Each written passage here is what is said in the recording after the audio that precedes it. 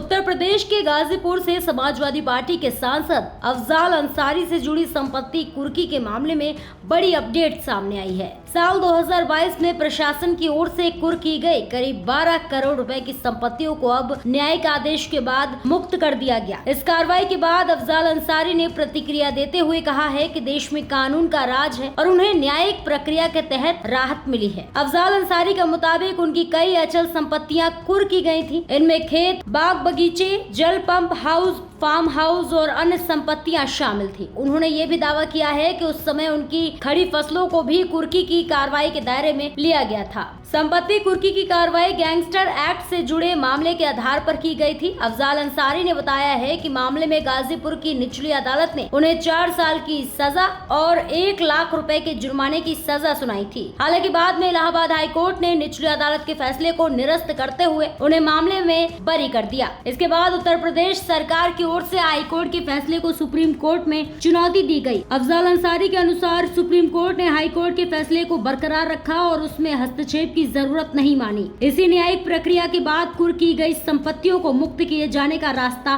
साफ हुआ। अफजाल अंसारी ने बताया है कि गाजीपुर की अदालत ने करीब 1 साल पहले ही संपत्तियों को मुक्त करने का आदेश दिया था। अब इस आदेश के अनुपालन के बाद उनकी कुर्क संपत्तियां वापस मिल गई हैं। उन्होंने इस पूरे घटनाक्रम को न्यायिक प्रक्रिया का परिणाम बताया है। अफजाल अंसारी ने इस दौरान लोकतांत्रिक व्यवस्था और विपक्ष की भूमिका को लेकर भी अपनी बात रखी।